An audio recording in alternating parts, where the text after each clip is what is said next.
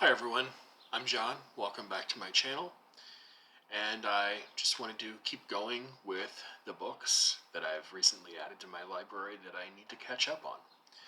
And this is going to be part one of the books that I got from Princeton all the way back in February.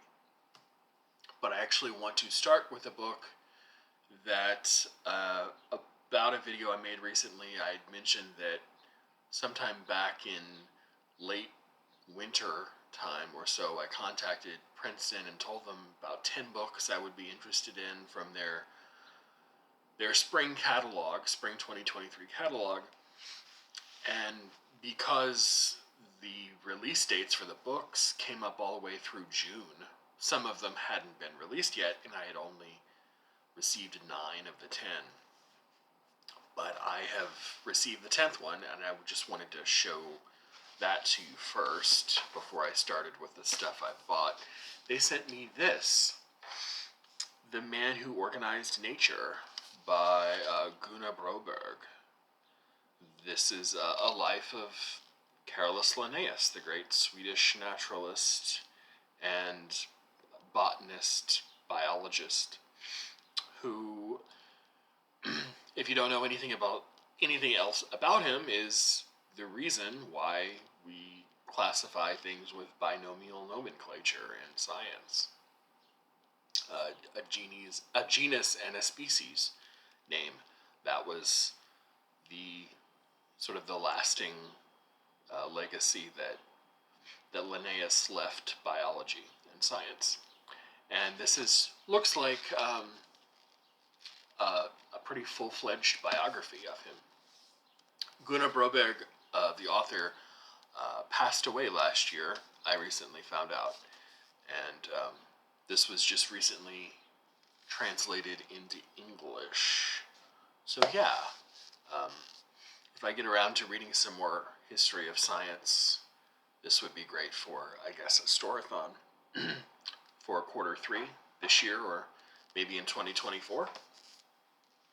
Alright, so I can get on to the first part of the Princeton books that I purchased. So this will be 8 books, and let's see, let's start off with this. This is by Martin Conway. It's his Western Europe's Democratic Age, 1945 to 1968. This came out in 2020 from Princeton. There you go. And this is obviously, World War II wreaked havoc on Europe. And 1945, much of Europe had a kind of an uncertain future about where it would go. And this book is about the constitution of a set of, mostly in Western Europe, as you can tell from the title, of durable, liberal, constitutional republics that pop up all over Western Europe in this, roughly a generation after the end of World War II. How it happened, the social and cultural forces that contributed to those governments, etc. I will read you the first couple of paragraphs. They're short. What happened in the years following World War II to create a democratic revolution in the western half of Europe? In this book, Martin Conway provides an innovative new account of how a durable, stable, and remarkably uniform model of parliamentary democracy emerged in Western Europe, and how this democratic ascendancy held fast until the later decades of the 20th century. I'll stop at the first paragraph. But that sounded fascinating, and I'm thinking for Q4, I don't want to plan too much ahead because that never really comes to fruition if I do.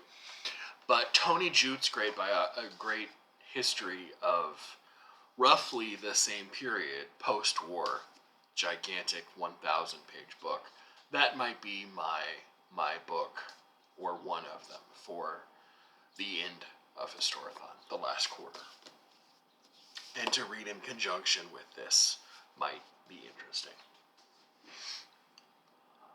All right. So Princeton also has this wonderful thing called Lives of the Great Religious Books. And they are not just books from the Christian tradition. They're books from, I think they have a book on the Zohar, for example. They have a book on the Torah. And books from, I think they have one on the Lotus Sutra. So all kinds of religious traditions.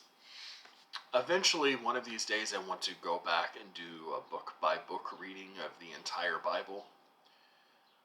When I get around to that, I don't know. But I don't have as much background in the Hebrew Bible. So I wanted to get some supplementary material to sort of learn more about it. And this is the Book of Genesis, a biography by Ronald Hendel,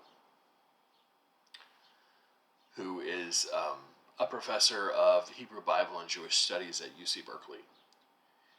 And these books, they basically talk about, if we have enough information, they talk about the composition, the writing of the book, what theologians and religious thinkers have thought about the ideas in it, how they're relevant to, to some extent, to the culture today.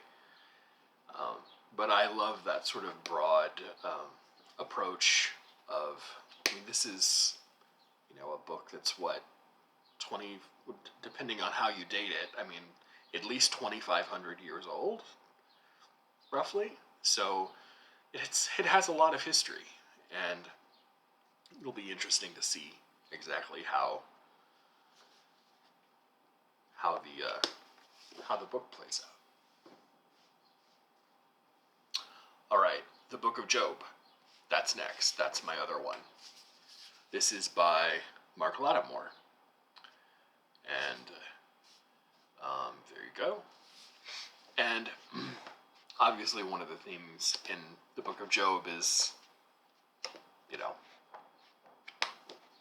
if God exists, why does evil happen?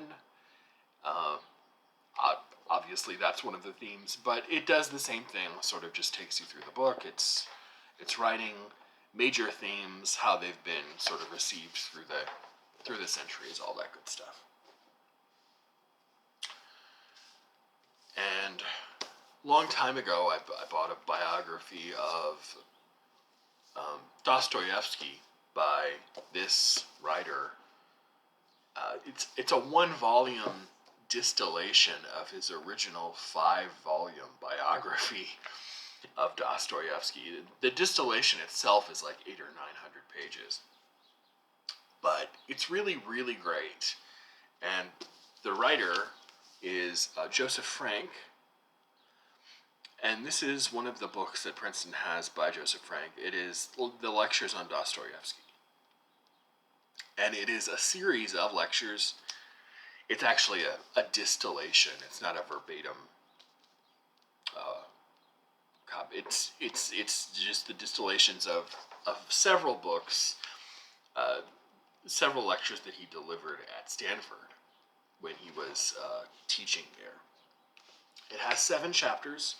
Each chapter is devoted to a novel, and each chapter has 2 lectures that he gave on the book in question. So in this book, you'll see there, chapter 1 is on poor folk, 2 is on the double, 3 is on the House of the Dead, 4 is on Notes from Underground, 5 is on Crime and Punishment, 6 is on The Idiot, and 7 is on the Brothers Karamazov. So when I go back to those and read, in some cases, reread in others, those books, this will be nice to have to read during and after reading the original works themselves. All right, let me talk about these next. This is The Rise and Fall of Classical Greece by Josiah Ober. And from the looks of it, it covers roughly 6th century Greece up through roughly, Alexander the Great. So 4th century, the fall of what we would call classical Greece and the rise of the Hellenistic world. And it talks about,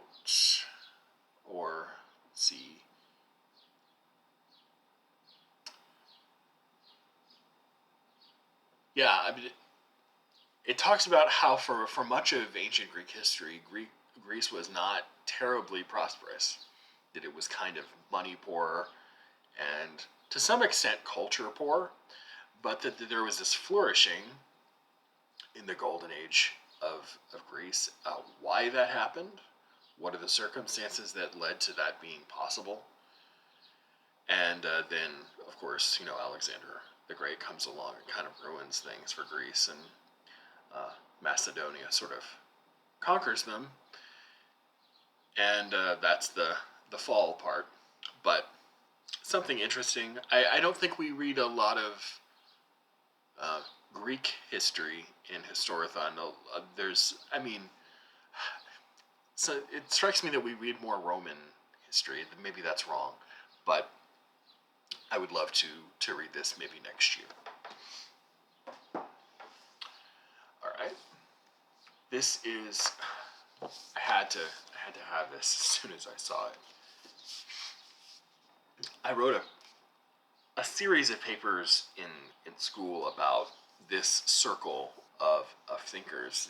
This is the murder of Professor Schlick, The Rise and Fall of the Vienna Circle by Dave Edmonds.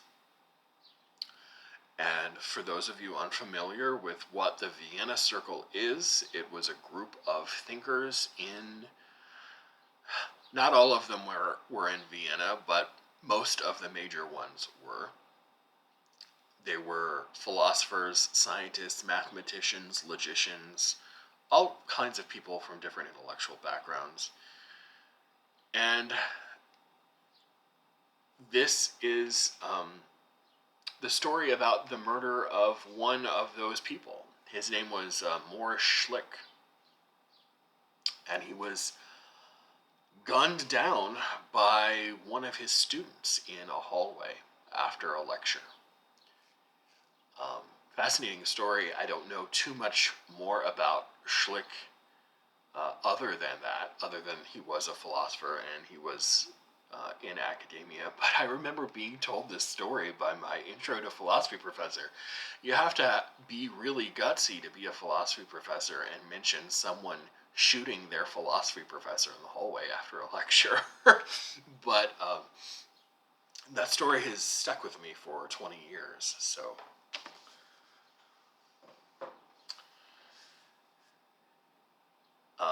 okay, so I've also talked about this imprint, Zone Books, several times, and it's really starting to sort of sink in how hard it is to talk about Zone Books because they are so extraordinarily interdisciplinary.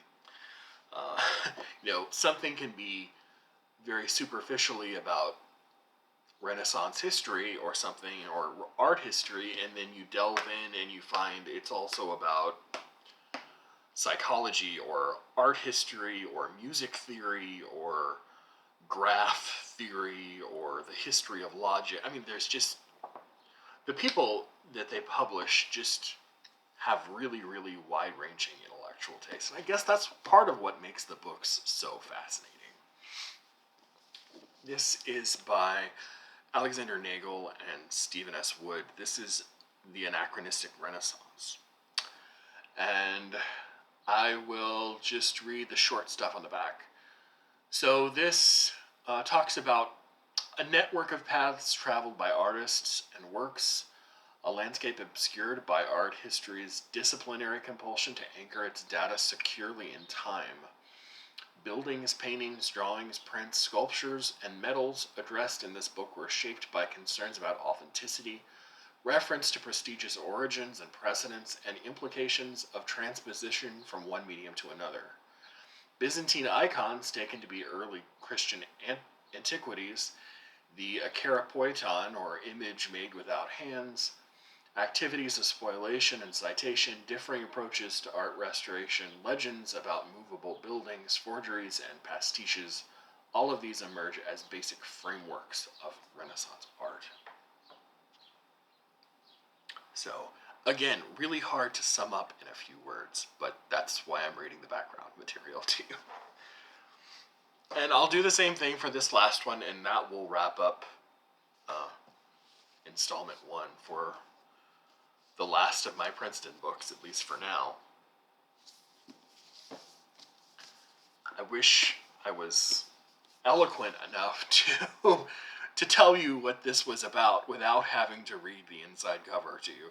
This is A Forest of Symbols, Art, Science, and Truth in the Long 19th Century by André Popp. And apologies, we'll have to resort to the inside cover.